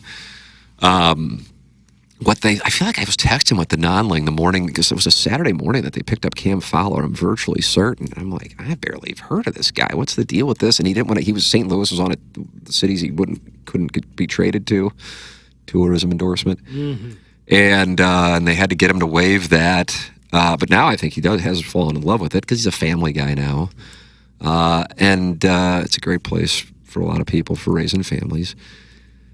But that move became like this critical move, and in the moment, it's like, oh yeah, they got this aging defenseman from Anaheim who didn't really want to come to St. Louis, but they convinced him, and he knows Anaheim's going nowhere. I really am intrigued by what's going to happen with Kyrou over the next, I guess it's 50-ish days. I'm really curious on that one. You bring up the Fowler thing, and you think back to 06 Cardinals, like it takes guys like that who you don't think of anything when they get acquired who step up big time. Like think of like Jeff Weaver in the 06 Cardinals, like a nothing move when you thought about it in the moment. The 2006 Cardinals had nothings left and right as far as nothing moves. Preston Wilson was a starting outfit, like guys like that. So it's a Gucci, huge hits. Like it's guys you don't think of anything who have to step up because your stars can't do everything. Right. And in 11, the Colby Rasmus trade, which we talk about all the time. And rest in peace, Octavio Dotel and Zepchinski, but like Corey Patterson, fire extinguisher, absolutely, Edwin Jackson, and like those four separate. You're like, okay, what's the big deal here? You traded a center fielder for it, but like when you put it all together, it's important. Like those are the kind of moves that make huge impacts when you're in a long playoff run. Yes, and you need those guys. Yeah. Like a lot of guys from the 19 team. I mean, Maroon is obvious, but it's mainly because of that goal. Sure. But as far as his impact across the board, I mean, on this very podcast, he was sitting not in this studio, but the old KFNS studio, saying, he goes, and I tell the story, but sometimes people can take, but I mean, this is the truth. It's what he said. He goes, we weren't getting along. We had a long road trip. He goes, it's amazing how alcohol can bring people together, which is like such an, like, if I were to tweet that out, I'd get like, whatever, the exact type of people I don't want to like me, right. Well, scolding me. Well, if you follow that up beforehand with, I love being a father. That's right. Your 2 tweets today. I'm really on board with this Pope. But he's like, yeah. And then we all just started going out and drinking together, and we just hit it off, and we just took off. Like some people cite Binnington, Maroon cites alcohol is the turning point for the team. But like Bozak was a key part of that team. I mean, Jaden Schwartz it's kind of obvious he was. Perron Tarasenko, but Bozak is, kind of like on the role player category. The fourth line was killing it for that team too. I know that this isn't your thing, but and the Blues this year had the fourth line was so damn good. And that whole thing is so freakish because again, Kyle Connor's out of position. I have no idea what he was doing, where he was when he shot the puck in. Ehlers to Connor after he fanned on the shot, and then for it to get to Perfetti. I mean, it's like these. It's a lottery ticket kind of math that happened, and it's just so fucking brutal. But again, Nelson Cruz decides to take a couple steps in to get closer to the celebration, and those couple steps lead to David Freese becoming a god. Sliding doors, man. Yeah. But in a way, I'm not enjoying it. I will never enjoy it. But in a way, it's good to experience it. Because then I think you will appreciate the next great one if we get one. That's a good goal. So much because we just haven't had it. I mean, I really think it's 1985, and obviously, hell, most people in our audience wouldn't remember it. I barely remember it. And then 1995 with Tyus Edney. I mean, that hits for some people, but plenty of people don't give a fuck about Missouri basketball. So that wouldn't do it. And that's what we got. As far as that close to winning a series or a championship game and whatever you would call going to the Sweet 16. Right. But think about like a lifelong Bills fan. The moment that they actually win a Super Bowl, how it will sweet. be, and I think a lot of people around the country will be pulling for them too. Yeah, I that would. Exact reason. Yeah, like exactly. Think how sweet that would be for someone. Absolutely. Living and dying with the Bills for Donnie Fandango, who's incredible. He's on 1057, and he's the Guardians fall into that category. Not to the level of the Bills, but they've had their shit, man. Oh, I mean, in 16, they were right. There was a rain delay that 97, which predates you. I mean, they get walked off by Renteria, and that was a game 7. It's the night I saw George Carlin. Knick fans, lifelong Knick fans, who, like, think if you're born in 1970, if you're 50 years old, born in 75, you've never seen a Knicks championship, and you've lived and died with them for this long. They've come close and had great players, but never won. Like, when was the last championship? 73. 73. Yeah, like Phil Jackson. You need scars like that for this, like, for it to taste so sweet. You know, you need the bad experiences. Surprised Tim didn't know who he was. I don't know what we're talking. That's from Brendan Campbell. Sup, Tony F. Tony F. Tony Finau. Where he be now? Right. Well dressed Tony, the skipper. Those are the Tonys I know. I don't know what we're talking about. Fowler is considered one of the best American defensemen ever. No, I was aware of who the man was. What I'm saying is, this is like I'm back from 7 a.m. to 11 a.m. How'd you find this show, Brendan? Thought this was kind of my safe space where I have to deal with these people. What I said, I'm pretty confident, I have a pretty decent memory, is when the move was made, it didn't get people really buzzing. Right. That's what I'm saying. The move was not made in the moment because the Blues were like, oh, we can get Cam Fowler. The move was made because 40-year-old Suter was out there playing like, I remember Vitale came on. I always love when Vitale comes because he'll say shit that I'm like, kind of like, oh, I hope he's not going to get in trouble for saying that. Yeah. He's like, boy, I saw Suter and he skated like 31 minutes the other night and he's as old as me. And I'm thinking, what the fuck? And he looks at me like, yeah, what the fuck? Yeah, obviously he didn't say what the fuck, but I looked at him and I just shook his head and he shook my, we're going, what the yeah. So anyway, they were gutted with their defensive core and that's why they got him. But it wasn't like, oh, Fowler's available. It's December. Let's go get him. Party down. There wasn't a lot of, this is going to put us over the top, and it turned out to be one of the signature moves in the NHL this year. Why is it when I defend myself, it's like, hold on a second. I mean, you say something, I'm surprised you didn't know he was. I didn't say that. I said it wasn't a move that really got people going. I was aware of him, but it wasn't like it was a moment. Like, for example, a move that backfired from the Blues 10 years ago. I'm going to give you every hint I can. Okay, hold on. From Buffalo. Ryan Miller. Yes! That's a moment for you. Yes, I was thinking that, but I thought this market went batshit when the Blues acquired Ryan Miller.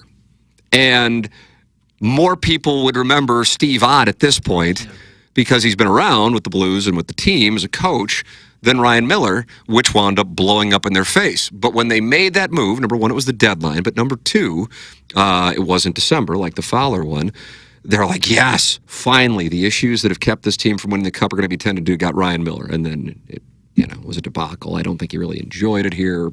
How long was he here? A year? Handful of months. Yeah, shit. Yeah. Oof.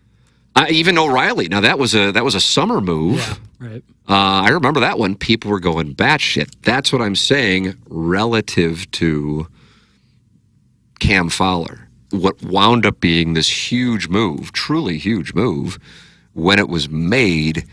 That's what I'm saying. Like, I was texting with the non-ling that morning. I could probably pull up the text, and it's like, yeah, he's, be interesting to see. They just need to fill minutes. They're just gutted defensively. And for the record, Brendan, I'm not angry.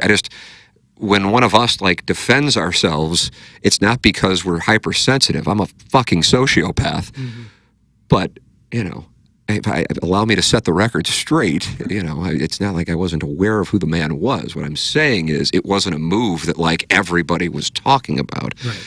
That's what I'm saying. But the Ryan Miller move was one in the moment, and certainly O'Reilly when that happened. Sexy Dexy.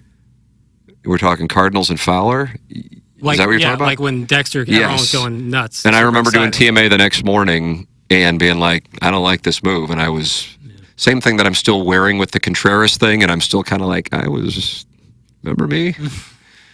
But now they keep 3, and if you count Contreras, 4 catchers on the 25-man roster. Isn't that great? For the life of me, there are these moments in St. Louis sports that I just don't get, and it kind of scares me because I feel like one of the reasons St. Louis has fallen behind is because people are scared of being the lone wolf, and it's kind of a lone wolf I recognize. And the Dexter Fowler thing was whatever, but I feel pretty comfortable that, we're not going to dispute that I was on that one, but that was in the major minority on that. The Contreras thing is really odd to me. Like, it's super safe to attack the DeWitts and Mizalok and Marmol and the Cardinals, but for whatever reason, Wilson Contreras is, and I'm like, what are we doing here? It's not that anybody, this isn't a dislike him. It's just, it's a bad move. It was a bad move in the moment, and it was a bad move for where they were last year, and it sure as hell is a bad move now. And by the way, the man's going to be here for another few years. Why the fuck does that not? Why am I on an island on that? I don't get it. I think people maybe instinctually have a protection over fiery catchers that we've had in years past, and I think I think that's kind of because we're so conditioned to defend Yadi. Because anytime you see a top 10 catchers list, they'll have Yadi too low, they will leave Yadi out as a rage bait for Cardinal fans, and so people are kind of conditioned that way. And Contreras was kind of billed as the Yadi replacement, and so I think it's almost even instinctual. I don't know about you, Tim. I like having the same number of catchers as outfielders on the 25-man. I don't know what 26-man. I don't know. I don't know. I don't know what the hell that's about. But remember we were doing Balloon Party, the Nolan Arenado trade to L.A. That was one of the weirder moments. What the fuck was that? That was really odd. We had the guy but then on. the media in St. Louis kind of got on it too. It's a false report. It's how do you know? Right.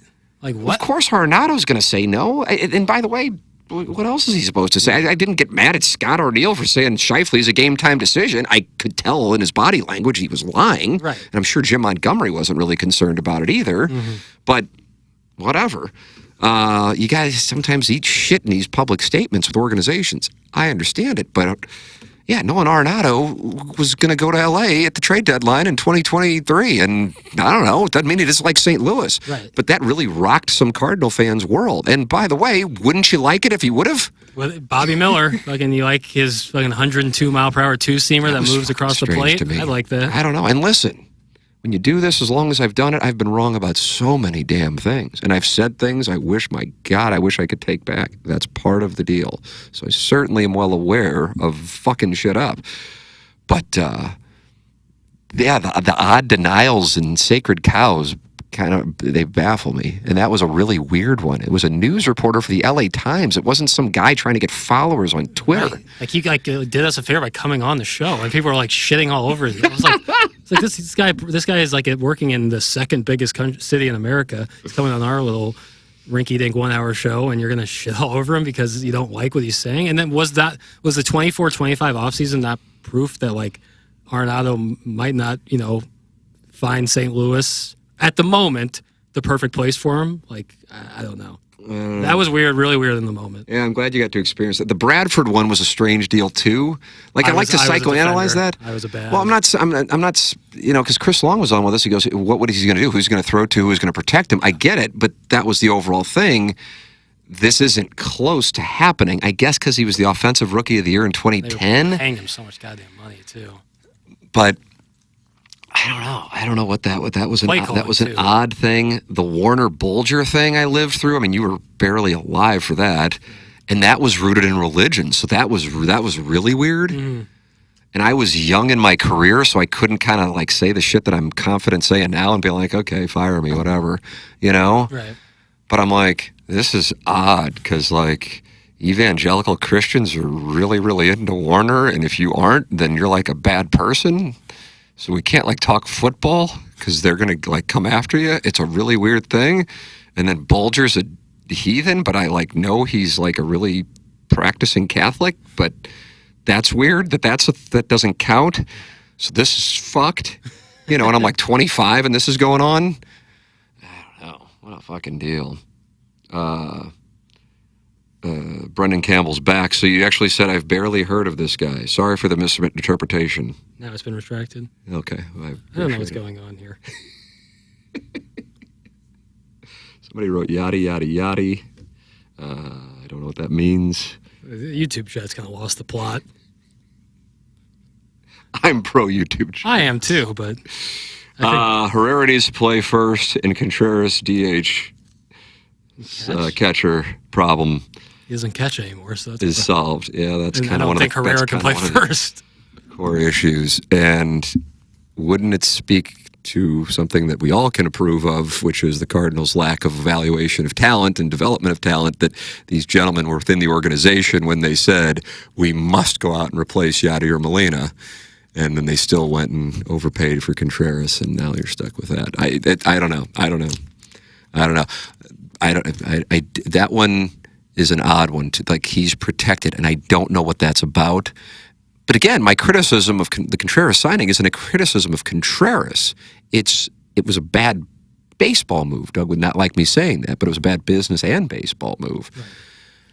And nationally, it's acknowledged as such, but locally, you get hated on for it's talking. Always like, well, he's like the best hitter we got. It's like that's not the issue. But it doesn't fucking matter. It's the years. What do you think is going to happen here? Right. It's the amount of years you're paying him, and the fact that he does not catch. And I mean, shit. People were like doubting it. It was like, oh, he'll be fine. He'll catch all these games. He literally no longer plays catcher. Like, so shit. And a month in. And then Buster Olney's like, if the Cardinals would have done some research, they would have realized the Cubs were intentionally putting him at first base. And right. He can't really catch. Brendan Campbell is back. Lost the plot. Talking about Terrence Howard's... But you talked about Terrence Howard having a microweed? I don't want to talk about Terrence Howard at all. What's wrong with Terrence? Talking about Terrence Howard? He's weird. He's a weird cat. Really. Have we talked about Terrence Howard on this podcast? Am I starting to go into... Never have we talked about Terrence Howard.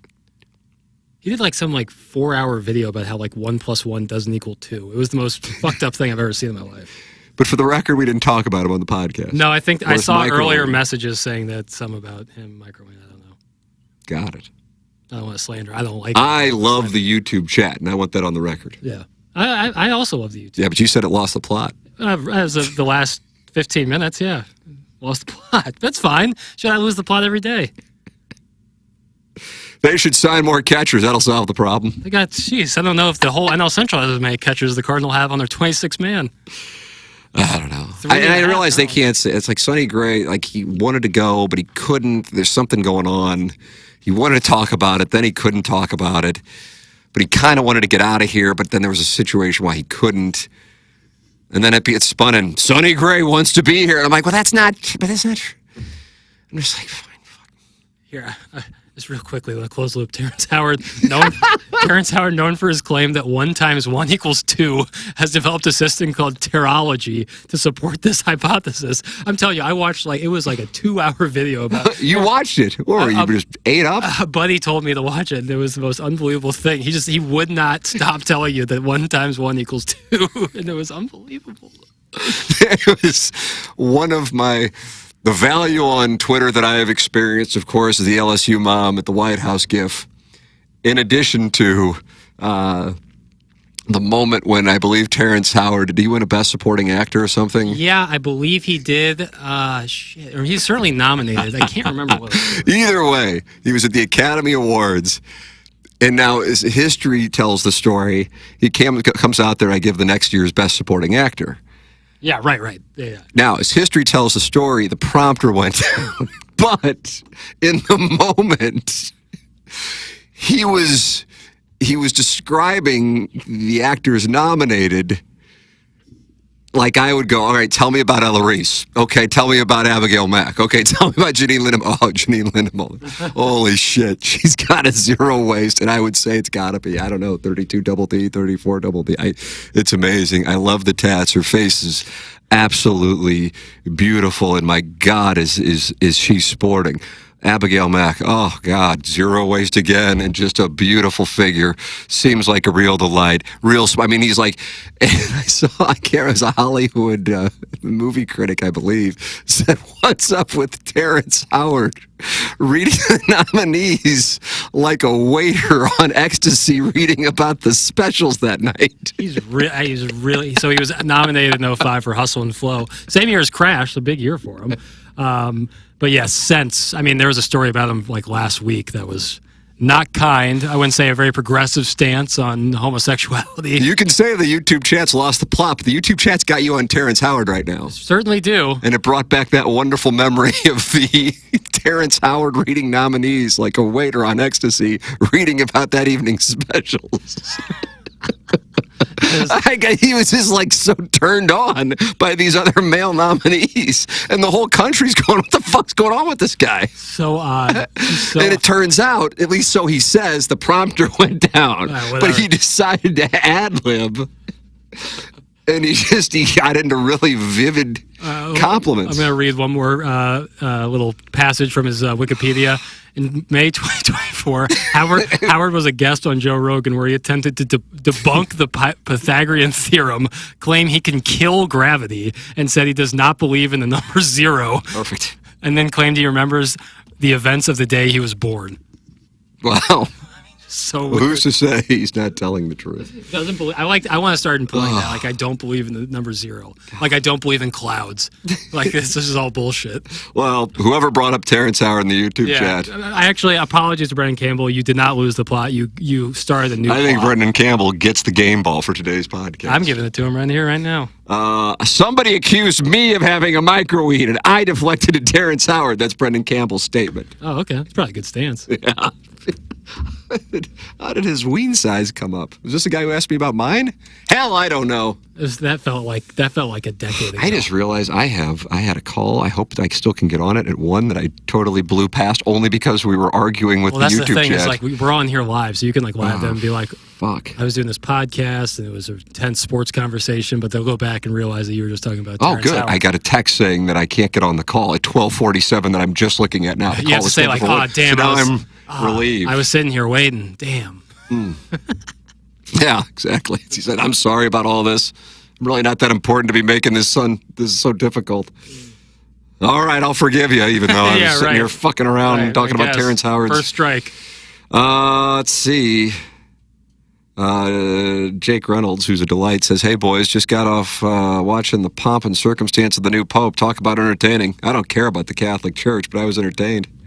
Jake Reynolds. I think the success of the movie Conclave goes to show that people find it very interesting. Yeah, I've been doing this podcast the whole time, so I'm just stunned that they chose an American Pope. Holy shit. And apparently the market's falling apart too. Guess I got to look at that. Are those related? I'd be surprised. I can't imagine. I'd be surprised. All right, Jackson, thanks to Jake Reynolds for his post. Thanks to James Carlton for his advertising. Thanks to Brendan Campbell for his game ball. Right. Thanks to Seth Goldcamp for his advertising.